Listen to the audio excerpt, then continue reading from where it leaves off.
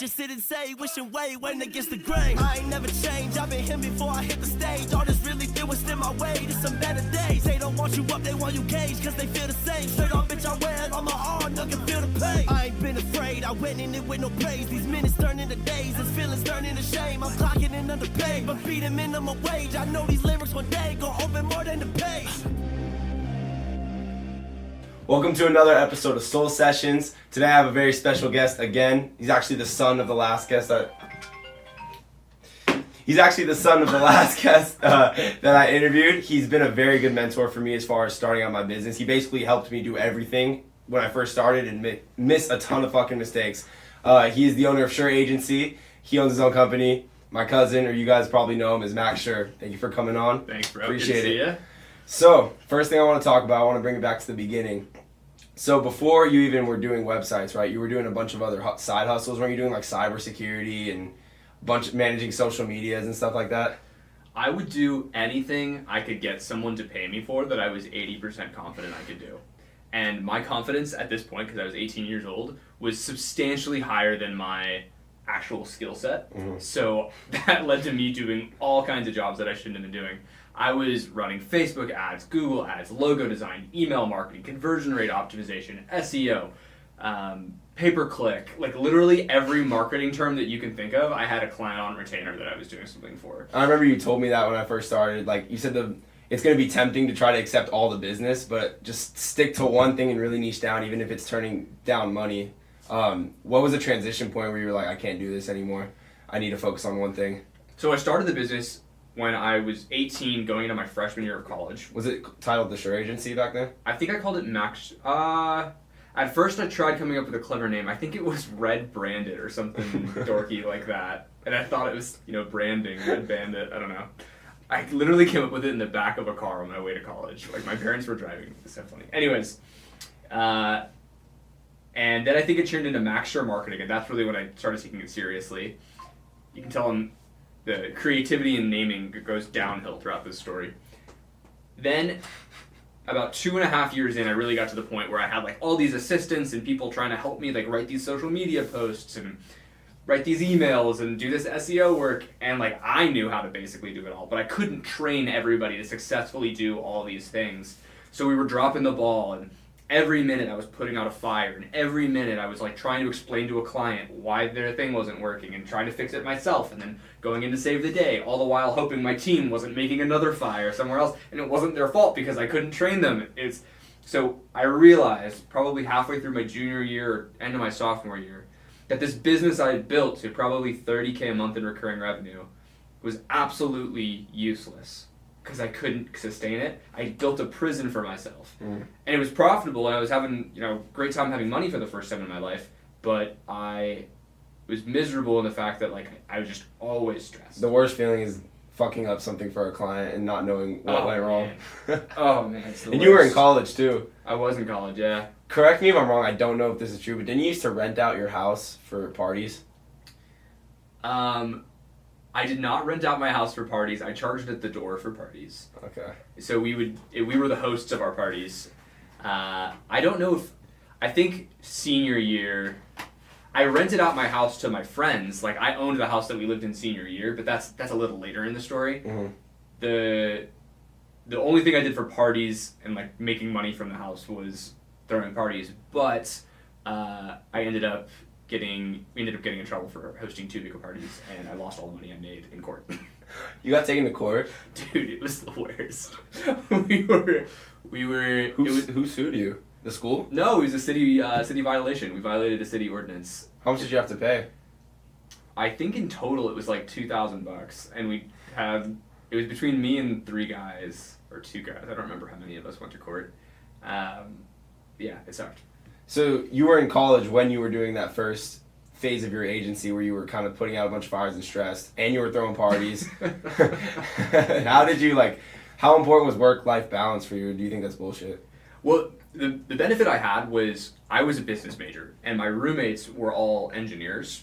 So they were working really hard at school, and school was not very hard for me as a business major. So I was just spending the time that my roommates were spending studying, running my business. Mm-hmm. And I didn't feel like I was missing out on work-life balance. I feel like I had as much fun in college as anybody I know.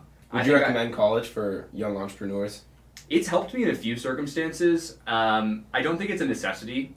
I think it's helped me. I think I have a stronger knowledge of accounting and finance than most DIY entrepreneurs, I guess.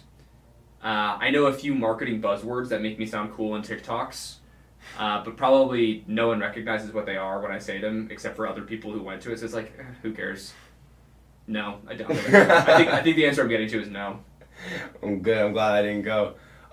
Speaking of your TikTok, so personally, I saw your TikTok journey. I saw you posting every single day, getting not shit. You're getting like 2 likes per view, or 2 likes per video, and then all of a sudden, it just started taking off. And the main thing I wanted to applaud and that I wanted to recognize was your consistency, because like you did not stop and you posted content every single day, very valuable content. What was that like for you? Like finally seeing that pay off, and now each of your videos, like it's a bad video if it gets under like 20K views. Mm-hmm. I think that journey for me was finding incentives for myself along the way that made sense, because it cost me money from day one. Like I was never editing my own videos, except for a brief period that I can explain later, but I was never really editing my own videos, so I was hiring an editor. I was investing a lot of time. How much were you paying for your first editor? Oh, I don't know. I don't even know ballpark. Mm-hmm. I know he was in the Philippines. I know I didn't hire a U.S. editor until recently. Okay. And that was okay, I think, because the problem at that point wasn't the editing, it was me. Like, I needed to get really good at making content. Yeah, and like my content, it was kind of all over the place, right? I didn't know what I wanted to be when I grew up, so to speak, like in content. Right? That actually leads me to one of my questions. Like, you see a lot of new entrepreneurs trying to get on social media and create a brand for themselves. And this is personally, I see this a lot with my clients. They want to be a fitness influencer. They want to be a sales trainer. They want to be a nutritionist. They want to do all these things, and they don't niche down on one thing. Do you think it's a smart move for social media to kind of be all over the place and like do what you like talking about at first, or do you think it's important to do what you did and really just niche down on one thing and grow that with your, like, make that what you're known for to gain a following? Because I always preach that you should.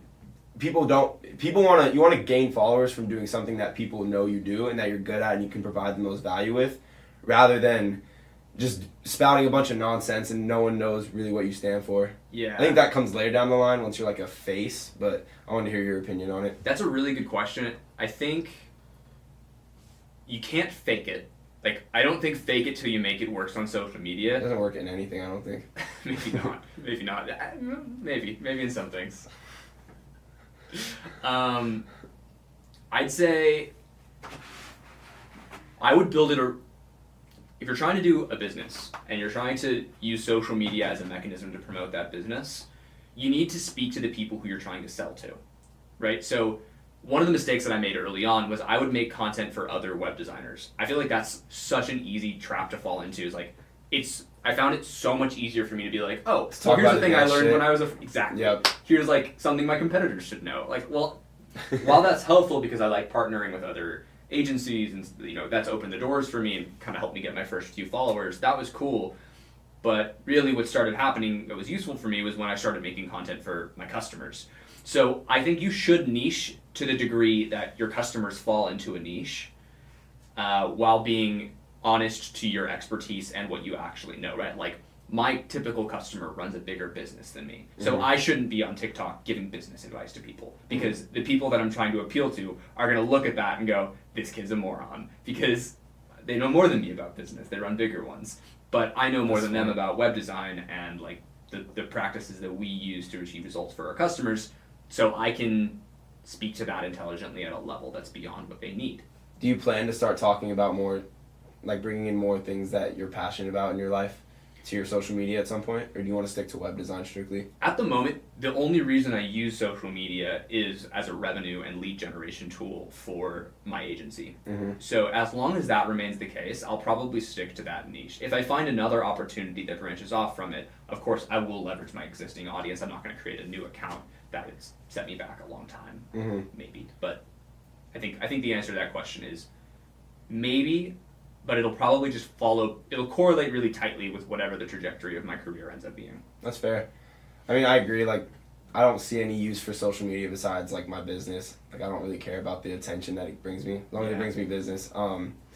As far as consistency though, because it's the common thing when people plan they're going to be consistent with something and then just fall off from that habit. Especially with social media, I have a ton of clients who they film. They're supposed to film on a consistent basis. I edit, post for them. It's just the remote filming, and they keep falling off. They keep setting schedules. They keep falling off. What was it that made you able to be so consistent when filming content? It's so funny because I feel like my editors would say, Max, you're so inconsistent, and then from the outside it looks extremely like I'm consistent. I think it's easy for me to be consistent now because when I post, I get customers. Mm-hmm.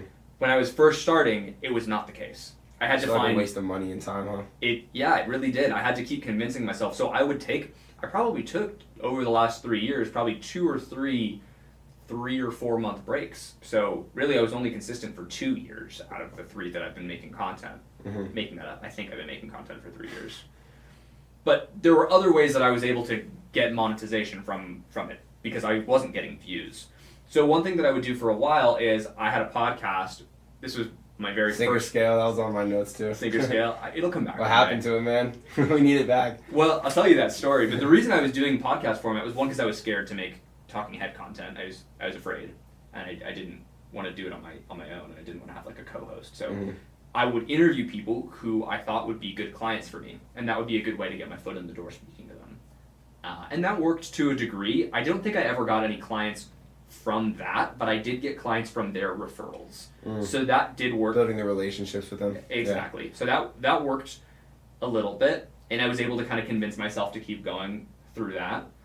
And then after a while, like the podcasting, I was like, man, this is just not taking off. Like I've made like 30 episodes and people just do not care about my podcast unless they are the guest. So I started cutting it up and throwing it on TikTok, and I'm like, wow, these 1 minute clips on TikTok are doing better than the actual podcast. Why don't I just make content for this format? And that was the brief period where I was doing my own editing. I would just like sit in front of a camera and like record in the TikTok app and make that. And then I had my first video get 100,000 views. Was that the skit that you did? It was a bunch of skits. I would think do skits all the time. I saw the one where you were talking about when a client wants to change something that you wouldn't recommend. That was like the first one I saw. It did really well. That one, I remember that one. Yeah, that one did well. That was one of my first that did like 10,000 or something. Mm-hmm. It's a good feeling. It is a good feeling, dude. It stroked my ego a lot. Like I was like, oh my like god, I'm celebrity. An influencer. But I wasn't, right? Like I had a video that got some views. Now you're like a micro influencer. Yeah. My girlfriend works in PR. She says when I hit 50K, I become a micro influencer. So not to get too ahead of myself. I mean, on TikTok, you're there. I'm at 30 on TikTok. No, I thought you were at 60. Not unless I had a better day today than I think I did. Man, like the point that I always try to get across, and like you displayed that perfectly, is instead of chasing trends and trying to go viral, like long-term exponential growth. And it's really hard to see that when, especially if you're paying for someone to do your work and you just feel like you're throwing money away, wasting your time. But like you're living proof that like that, if you just stay consistent, like now your fan base, your following is probably more loyal than someone who would just go viral chasing a trend and fall off the next day. Like I can't put it in better terms than it is profitable. Like we spend, I don't know, like $1,000 or $2,000 a month on video editing. Like not very much. That's how much you spend now? Yeah. Nice. And it is generating. In the month of October, we got 40 booked appointments from my content. And strictly from your content? Just from content. Wow. And probably 15 of them were qualified, and probably 4 of them have or will closed. Wow.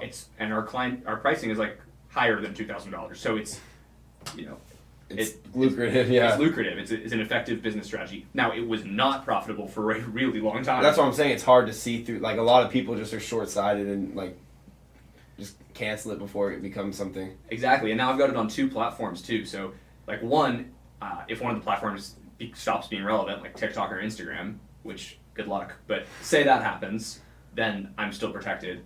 And 2, I have these things forever. So if my time at the Sher agency ends, I still have this audience at 50K people now. Or whatever you choose to switch it to. Exactly. Yeah, no.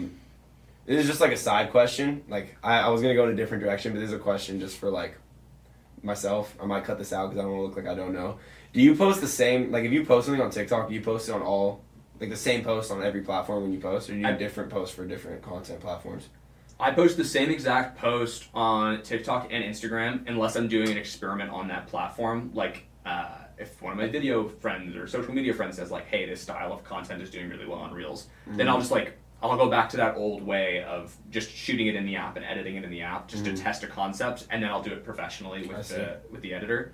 The only exception, and then I post the same thing also on YouTube Shorts, which never really does anything for me.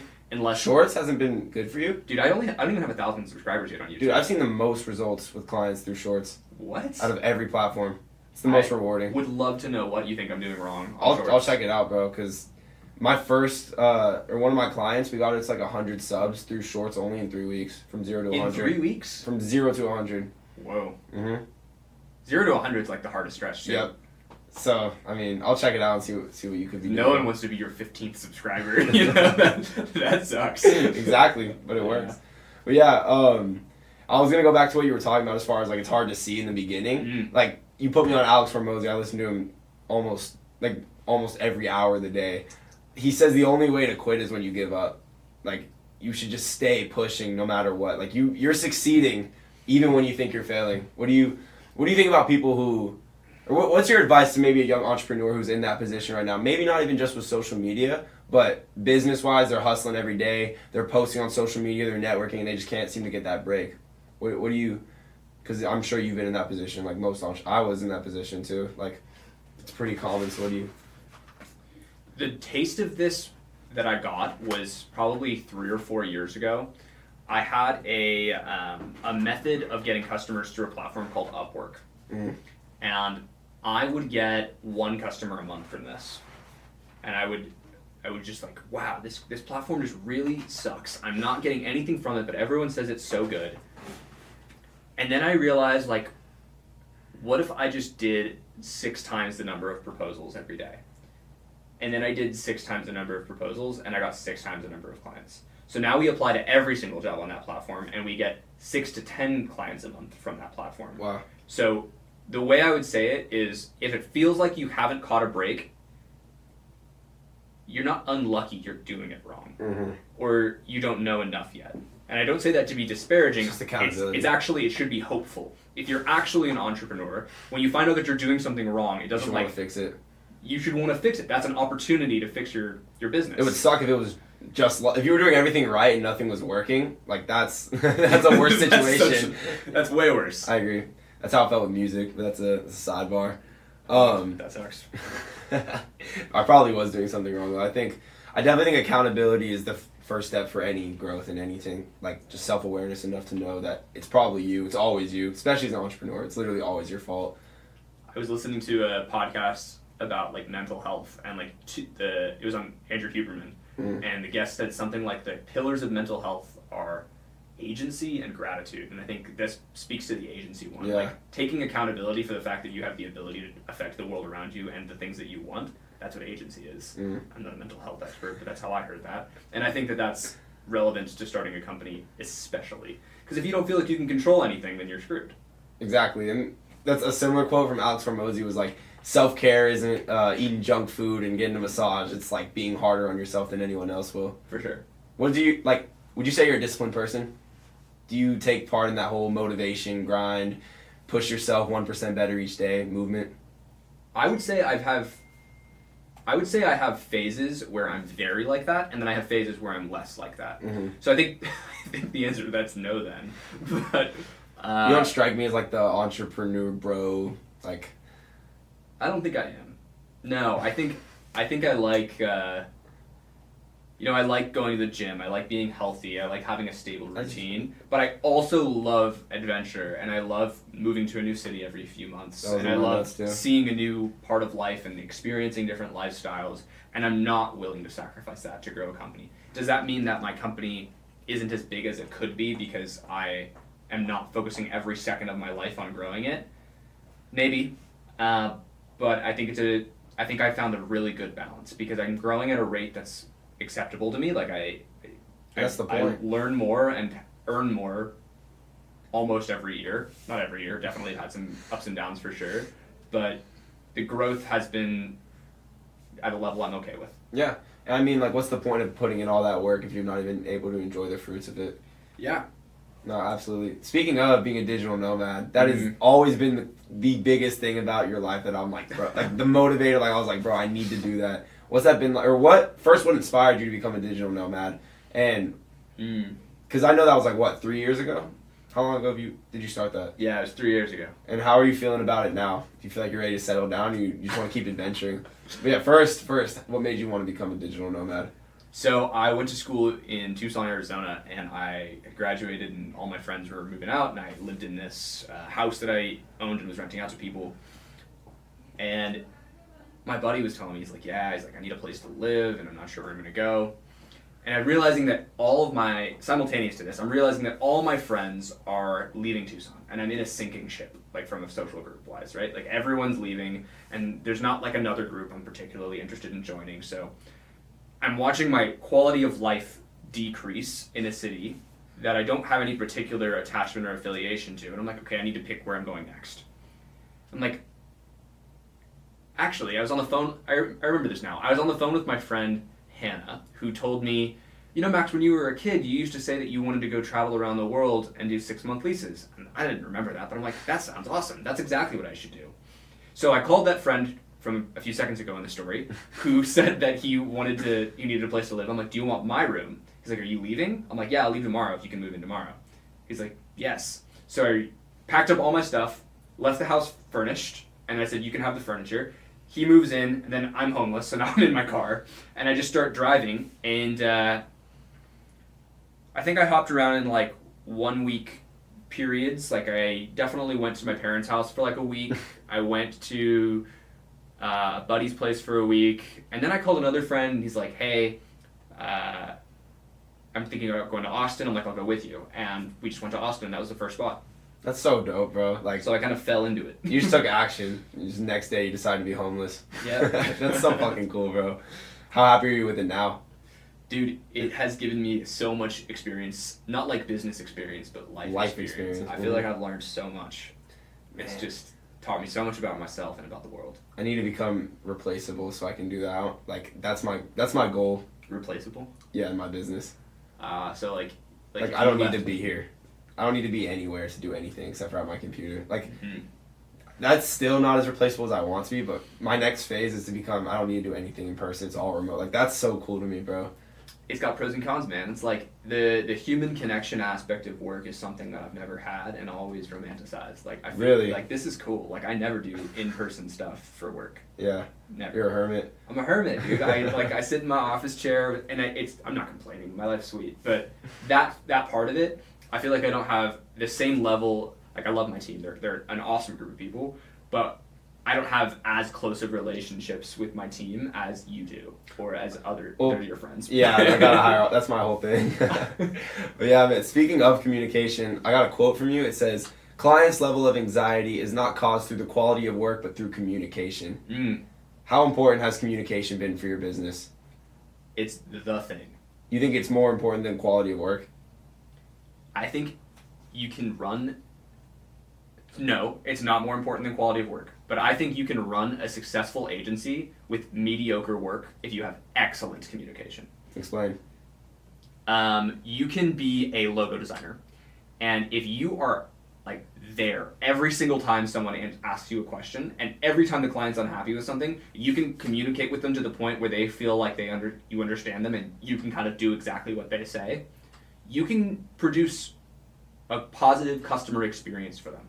You won't be able to give like results-driven offers like that, but in terms of like creative work and actually like fulfilling orders, yeah, I think that's the case. I think people care a lot more about how you treat them as individuals and how you are as a professional than the specific piece of creative work that they get from you. Now, that's not an excuse to not give great work. If you do both, yeah. I'll tell you what, that is how I make hire or fire decisions. Like, really based on their communication with you? Or with clients? Both. I think how you treat one person is how you treat everyone. I think that it's just absolutely critical. I agree. Yeah, that's a great point. Let's see. We got a lot of this stuff. I want to keep going. Oh, okay. So you talk about communication. So scaling your business, because obviously a lot of this was the beginning stages when you figured out the stuff we were talking about as far as turning down certain clients that you didn't need and certain services and really niching down, and then building that communication with your clients. Do you have some sort of lead magnet now to kind of really scale your business? Because like I told you, I'm studying Alex Hormozy, and he talks about laying out which problems your business has, or what problems your product or service can solve, and tackling one of them for free so that the client realizes that they need you to solve the other ones. Have you done anything like that with your business? I've done some lead magnets in the past. The one that actually works for me is doing video audits of people's websites. I took your advice on that too. Oh, what are you doing there? I'm gonna run I did a video on it, but it was at the end, so it didn't really matter. But I'm gonna run an ad on doing an audit on their page and tell them what they're doing wrong. That came from you. That's cool. Yeah. So that's something that I'm doing successfully right now, and I'm happy to show you kind of what the funnel looks like. But basically, I'll run ads that say send me the word audit, and I'll audit your website. And then I'm like, cool, let's schedule your audit, and then we'll get on a call, and then I'll ask them what they're trying to do with their website, and then from that point, I can kind of okay, cool, here are all the things that your website's doing that's counter to the goals that you have. And while it's not the Hormozy approach that you were just talking about, where it's you solve one of their problems for free, it does give them awareness to their problem. You also did another one I saw where you would send people a free template of some sort. Oh, 5 ways to... Yeah. We had a PDF that... Man, we made that maybe 5 years ago. And the guy who made it for me actually now has his own agency and he's crushing it. Oh shit. But he used to be your employee? Yeah, he was my employee. And then, funny enough, Ryan Pineda hired him full time, and then he went... You were telling me about started his own agency after that. That's cool. It's you just want to mentor people. Do you care that you're showing them how it's done, they go do it themselves? Dude, no, it was awesome. Yeah. Yeah, he deserves all the success in the world. He's a really good dude. That's awesome, bro. Yeah. People paying to throw parties in your house. This was a question that I always like to ask, because I am transitioning, or I have transitioned from music to doing this. And passion is a thing that gets thrown around a lot in career. I know I talked to your dad about it, and I've heard different things from different people. He phrased it as his passion is winning and having a lifestyle that allows him to do the things he wants to do. Not per se real estate is his passion, but then I've also met other people who are if you're not doing what you love, you're doing the wrong thing, don't chase the money. What are your thoughts on passion being a determining factor in your career? I think different people need different amounts of it to be happy. I am kind of not a super passionate person. I'm not very high emotion in anything. Not in it. Yeah, I guess not. But I guess I don't need a lot of that to be happy. For me, as long as I don't actively dislike what I'm doing, and I feel like I'm good at it, I'm happy. And I like, unfortunately, so little of my job actually requires me to do the craft of making websites, because now I'm basically a glorified sales guy and manager. But the content has really given me a chance to get back into the hands-on design work of it, and it's kind of reignited it for me a little bit. I really do like doing good design work. It makes me feel good, and the validation that comes from it, actually from people commenting that they like it. Especially those email that you get from happy clients that, dude, yeah, you got them some business or something like that. Yeah. So could I run a business successfully without being passionate about it? For sure. And I'm not passionate about a lot of parts of my job, but I still do it. I think it's a really lame excuse that people use. What, saying to be passionate about what you do? Yeah, I'm not ready to advance in my career because I haven't found something I'm passionate about. Dude, you don't have the luxury of being passionate about something. You gotta make money. Absolutely, I agree. And that was something I had to struggle with for a while too. So. And it's something we'll all struggle with again. So yeah. I can talk big about it right now because I'm in a state where I have a company. But I you're still doing it even when you're not passionate about it. Sure. Just stay consistent, you show up every day. So that's all that matters. You can be passionate about the goal without being passionate about about the journey. Yeah. That would have been such a cool quote if you didn't fuck it up.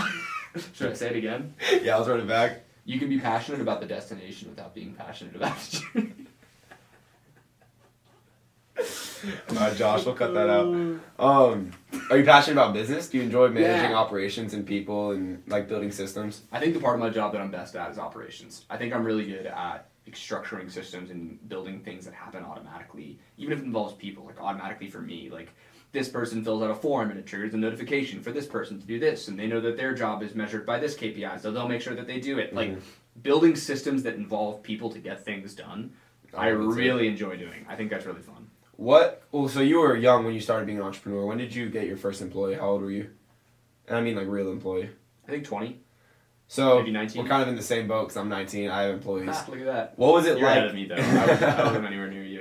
We're gonna talk about that later too. I had a question regarding that. But as far as putting your, because I know growing up, a lot of people will try to like be condescending to you, like especially some of your clients. I don't know if you've had clients who tried to like basically lowbrow you because they can tell you're young and you're starting off. But being in the opposite position, you know, I don't know if you ever worked like a job before you did this. Like if you worked like a regular 9 to 5, 16, 17. Did you have any jobs like that? I had an internship at a law firm in high school. Okay.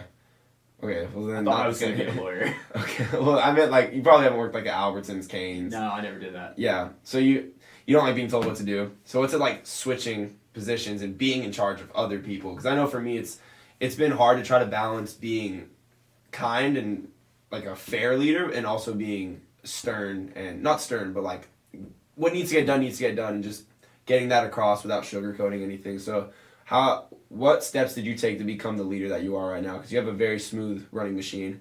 So what was that like for you? I think I've removed my personality as a factor in my management style. It's all done through systems. So the way people know what needs to get done and what's expected of them has nothing to do with my feedback to them and this is maybe an overstatement, but it has very little to do with how I react to what they do, and it has more to do with the metrics on their dashboard that show how well or not well that they're doing every day. An example would be my design department doesn't miss deadlines. They don't miss deadlines, not because I'm there encouraging them to get it done every step of the way, although they do have an excellent manager. Our lead designer, Leah, is fantastic. She's one of the best people I've ever worked with. But the reason that they never miss deadlines is because they all look at a dashboard that shows all of their names and all of the things that they're assigned for each week, and they can see next to their face, done or not done by the deadline. And is that everything? On Monday? Yeah, on Monday. And it just says, like, this week's deadlines, and on Friday they're just waiting for all those lights to turn green, and then they know they're done for the week.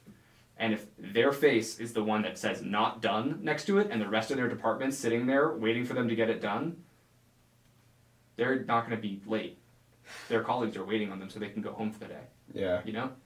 That's a good way to It has nothing to do with me. Was that always the case, or did you have earlier, like, rigged systems, like, you had to Jimmy rig when you first had your first couple employees? Definitely when I first started out, I did not know what I was doing. I was a terrible manager. And I'm sure more experienced managers than me would still say that my system is suboptimal, but it works for us. That's all that matters. It's the job done. What was your system like when you had your first couple employees? Because I know for me, when even now, it's just a group chat and a checklist, like on Trello or something. Yeah. When, it was probably something like that. I don't even remember, man. I think we used, like, something like that, and we had, like, to-dos for every person, and we would just assign the to-dos back and forth. But that's more task management. That doesn't really, like, set you up as a manager. Like, everything was on fire all the time when I first hired an employee. And that's a really tough way to run a business. So I found a lot of sanity by structuring things in terms of client deliverables into 1-week sprints. So the way that we do our deliveries is every client knows that they're going to get stuff from us on Fridays. And they know that we're going to start on Mondays. So it adds a ton of stability. And at the beginning of the week, everybody knows what they have to do by the end of the week. And they only have until Wednesday to tell us that they're not going to get it done. And if they tell us that, then we have 2 days to come up with a solution. We're not doing it on Friday afternoon, you know? Would you say you're a type A person? No. How did you get so organized in your... Trial and error. Because I know I'm having a lot of trouble with that right now. I'm just staying organized and disciplined on those kinds of things. Yeah. Yeah, I think I just struggled with it for a long time. I think you're in that phase right now. How long was that phase for you? Probably 2 years. 2 years? Probably 2 years. Good yeah. lord. Smarter people like you will get it faster though. I don't know. You're pretty smart, bro. You're I'm more. telling you, bro. Yeah. Speaking of organization, you start every morning off with a checklist, and then you rank in letters how important it is, and if there's multiple things to do in the same grade, you do it by priority. You have like a very structured system every single morning. Yeah, every morning. I got it in that bag right there. So How'd you come up with that system? I got it from a book called Eat That Frog. Frog. That's my southern accent. Yeah, you've been in Austin for too long. It's called Eat That Frog by Brian Tracy. And what you do is you take like a line sheet of paper and you write down all your tasks for the day. It's like all the things that you know you need to get done and all the things that maybe you could do if you had extra time. So everything you list out in no particular order. And then you group them into categories A through E. So you just write next to them A, B, C, whatever, in level of descending importance. And then within the A category, you'll see that you still have 3 or 4 things, or more. Sometimes you have like 10. And then you number them. And what that does for you is it makes it so that anytime you have like a 10-minute gap between meetings, you just look at your calendar, or not your calendar, you look at your notebook and you go, okay, what's the highest priority thing? And you do that. It minimizes the cost of time in between switching between things.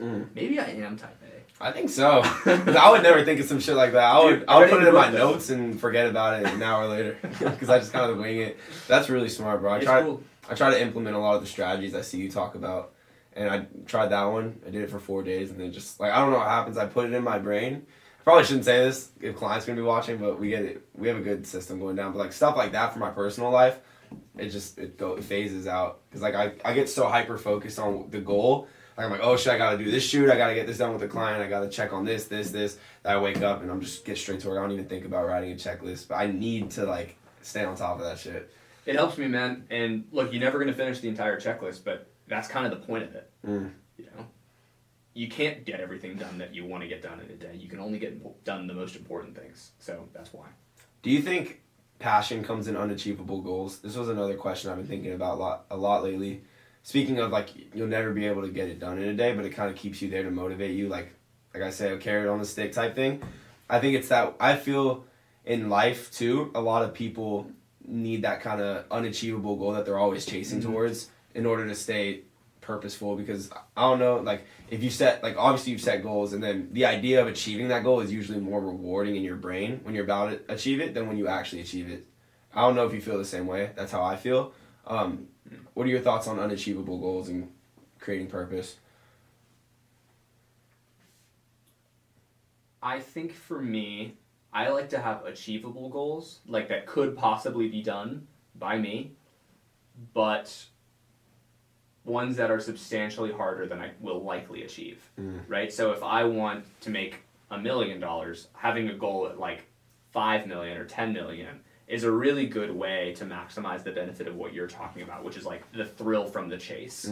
Because that is, you know, it's almost a cliche in our industry at this point, but it's so true, you know, like the grind is actually rewarding in and of itself, because more rewarding almost. Watching that needle move on whatever metric it is you care about is so sick. It's really so satisfying. Like, feeling like you're making progress towards something you care about is phenomenal. Like, it's a drug. Like we both said, passion is overrated when choosing a career path. And I was doing music before. That was like my entire life from like 12 to 19. And transitioning from that, not really knowing what I wanted to do, I was kind of lost. I was looking to be a real estate agent, an investor, like any type of thing that would bring me money, because I was like, this music thing is cool, but it's time to start making money. Like, I want to feel good about myself, feel good about the work I'm putting in, because being broke sucks. Like, that's the worst. Feeling like a bum, staying in your parents' house, not really, like, you're putting in work, but it doesn't feel like you are because you're not seeing any results, is the worst feeling. So it was time to, like, change that up. So I was wondering what I was good at and what I could take from my 7+ years doing music and bring into a business. And the main thing I kept coming back to was I understand social media. Not only did I grow my last page to 380,000 followers, but there was friends around me that I was helping grow. So, like, there'd be fellow rappers, they'd be like, yo, can you help me with a video? Would get like 20K plus. One got like 200K on it was his first video to break 100K. I was like, I'm good at this, like, I know how to help. And so that wasn't actually my main. I was thinking that, but in the meantime, I was, like you said, I was just chasing the money. I had an opportunity to be a real estate agent while I was in school. I was working at a brokerage doing like whatever. I was helping. He was basically just paying me to learn like real estate, and so in the meantime, he was like, "Yeah, you can just help me with my social media, and like on the side while you're getting your license. Then once you're an agent, you'll be an agent." It's like Anthony, the office right now, and so I started doing that, and I realized that's kind of when I clicked it together. Like, oh, I'm from music, I'm good at social media, and it kind of started clicking together. And everything, like I always say this, you're not religious. I'm not religious. I believe in the universe. I'm spiritual, God, whatever you want to call it. But when things start falling into place the way it feels like it should be, like your gut is telling you need to do it, and the universe is rewarding you for your work, rather than it always feeling like an uphill battle 7+ years, that's when I start to feel like it's a calling of some sort. So as I was maneuvering through music to business to where I am now, everything was just falling into place. Connections were being made. The work I was putting in was leading to actual results, and here we are. Now I have employees, and we're doing like good monthly income. That's amazing. I'm really curious though, and I'm surprised I haven't asked you about this. I'm curious about the psychology of the day you decided that something else had to step up. Because I maybe I'm wrong, but I don't feel like you ever gave up on music. Like that's not what happened. I know you too well for that to be the case. But what was the psychology of that day? The psychology was, I'm gonna do something to make money to fund the music. And I remember the night that I decided I wanted to, like, because I was starting to hang out with wealthier people, and I was seeing that it was possible, and I was like, if I had their money, I'd be a successful musician, way more. I was already like somewhat successful. Like I did things 90% of musicians like weren't able to do, and I'm blessed for those opportunities. But it was, I'm gonna fund my music with this. This is what I'm gonna do to fund the music. And then I remember I was at the gym with a friend, and he was like, "Bro, once you get that first check, you're gonna forget music even existed." And I was like, "You're lying, bro. It's fine." He was right. Friend's wise. He was fucking wise, and he was right. And I was like, I got that first big check, and I did not want to go back because I was like, I put in work for this. I earned it. Like it felt so much better than. Like I know they say, I don't want to sound like I'm complaining because I'm not. Like music was the best experience I could ever ask for. I learned so much from it. Best memories. Gave me thick skin it gave me a lot of advantages for what I'm doing now. But as far as like 7 years of just pounding the pavement, 15-hour days, every single day for 7 years, and just not being where you want to be, like I didn't see much return on my investment of my time. And it was really nice to see. It wasn't even the money, like I don't care about flashy shit, but it was just nice seeing a reward for the work I was putting in. For sure. And also just stability and setting up your life. Having money feels so good. Like, not even just for flash shit, but just, like, being, not comfortable, but, like, content that you're not going to need to wonder where you're, like, how you're going to pay for food. Like, even for myself, like, I always have been blessed family-wise. Like, I never had to wonder where I was going to be for, like, food or how I was going to get my next meal. But, like, there was times where I had, like, $7 in my bank account.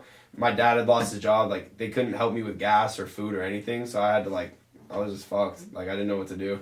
But I was always a hustler, so I would find a way to get money. But it was crumbs compared to, like, actual money.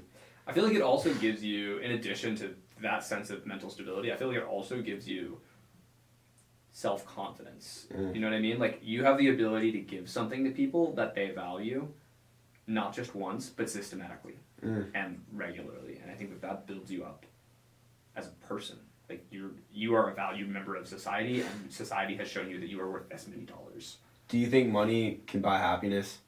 I know it's cliche, but do you think so? Has money been able to bring you more happiness than not? I would never say that I'm like rich right now. You know what I mean? So I don't know that I have the perfect answer to satisfy that. At the moment, I do still tie a lot of my self-worth to the amount of money that my company makes. And then vice versa, the amount of stress and depression is in the lack of. Yeah. I've gotten better at separating that over the years, but I don't think I've come full circle on that journey yet. I don't think anyone's able to, honestly. So I think in that sense, money does buy happiness for me a little bit. I'm the same. But I think my happiness comes from multiple sources, and that's just one of them. Like, I think I have a beautiful lifestyle. Most of that's funded through money, though, right? Yeah, for sure. You need to have, like, some baseline amount to be a nomad, for sure. especially if you're doing it in the States. And honestly, like, I was gonna bring this up too. Like, the way you live your life, in my eyes, is freedom. Like, you may not be the richest person, you may not be Bill Gates or whatever, but like at the end of the day, you don't have to clock in, right? You don't have you don't have to take shit from someone who doesn't care about you, right? You get to make your own schedule, travel. Like, that's freedom in my eyes. And I also believe, like, besides being tied down to clients, otherwise the business would fail, like, I'm on the path to true freedom. And I think once you get... That's why I believe money buys happiness. It buys freedom, and freedom is happiness, in my opinion. I think that's very true. I think that's very true. Freedom has always been the thing I've wanted to maximize. It's like one of the three most important things that I try to maximize in my life, and freedom is the one that I think, well, I guess it makes me sleep the easiest. Do you think your threshold for freedom is increased the more freedom you get? Like, do you think something that, like, if 19-year-old you saw the way you were living now, I'd be like, bro, why the fuck are you complaining? You have it all. But, like, you want more freedom. 19-year-old me would probably say something like that, yeah. I think so. I think it does. A great example of that, I became a nomad, right? So I didn't have to pick one place to live. So I could be free to live anywhere. And then I realized my lease for my Airbnb was coming up one day, and I'm like, man, I really just want to, like, chill somewhere and not have to go get an Airbnb and, like, lay low for a little bit. I'm like, I've trapped myself. I'm not free. I've built a complicated prison of location dependency on Airbnbs. So now it's like I have this goal to set up, like, a duplex or something that someone else pays off, and then I can live in the other half. And, you know, there's like house hack it. Yeah, house hack it. Where would you want to do that, at Austin? Probably Austin. That's like my home base. It's just so funny. Like I said, the carrot on the stick thing. Like, it's never enough. I'll always set up some weird goalpost for myself, but maybe that's a healthier source of the unachievable goal thing you were talking about. You know, like if you can constantly be pushing your own goalpost at something that's actually helpful and meaningful in your life, which for me is freedom and convenience, and you know that sort of luxurious thing. I think that's a great way to stop myself from going insane while still giving myself the maximized reward function of like chasing a goal. Do you try to give back as much as you can with the blessings you've received? I think so. I think I do a good job of that. Definitely around tax season, I'm better at it. But I do try to. I do try to, like, I don't know. People hit me up in my DMs and ask me for advice and stuff, and nice. I try to be helpful. You think providing value is key to success in any industry? Yeah, I mean, I think you're only paid for what people think you're worth. Mm-hmm. So I think value is the measure of that. Or money is the measure of the value that is that. So definitely providing value is the key. Even on social media, what does that look like for you, providing value? Like, obviously, you give advice to people who try to build their websites, or you review websites. What kind of structured your take on how you wanted to approach social media and provide value to people?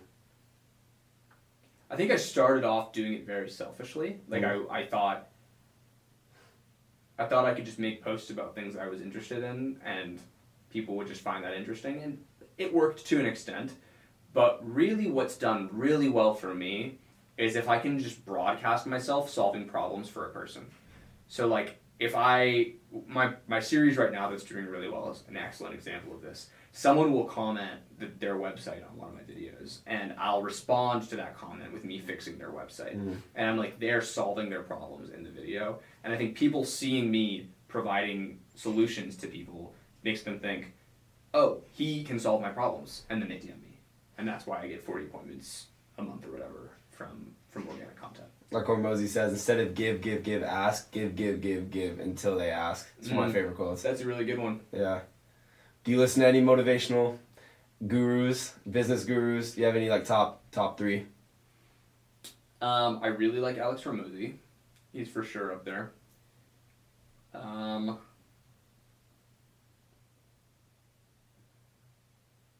don't listen to a ton anymore, man, honestly. What do you Diary of a CEO. That guy's really cool, but he doesn't only talk about business stuff. He talks about like science and health and all this other stuff. Do you plan to start a podcast at some point where you can talk about all the things you're passionate about, or just business? I would love to start a podcast again. Now that I actually know how to do social media, I would love to start a podcast again. For business or for everything, like a Rogan style podcast? It depends when I do it. I think if I do it while I'm running an agency like the one I am now, which isn't going to be my entire life, like at some point I won't be running an agency anymore because web design is going to be taken over by AI for sure.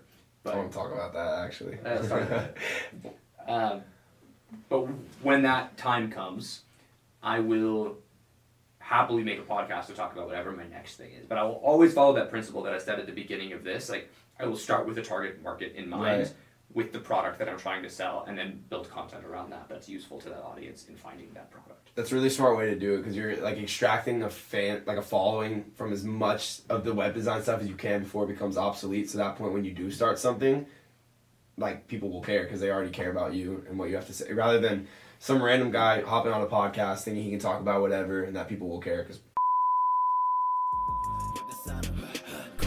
Anyway, they ain't never felt me to the millies cave. Shit is strange, city screaming name, feelings never change. Get more than I gain to the grave, still I hear complaints. Bitches sit and say, wishing way when against the grain. I ain't never changed, I've been here before I hit the stage. All this really did was in my way to some better days. They don't want you up, they want you caged, cause they feel the same. Straight on, bitch, I wear it on my arm, I can feel the pain. I ain't been afraid, I went in it with no praise. These minutes turn into days, this feelings turn into shame. I'm clocking in underpaid, but beating minimum wage. I know these lyrics one day gon' open more than the page.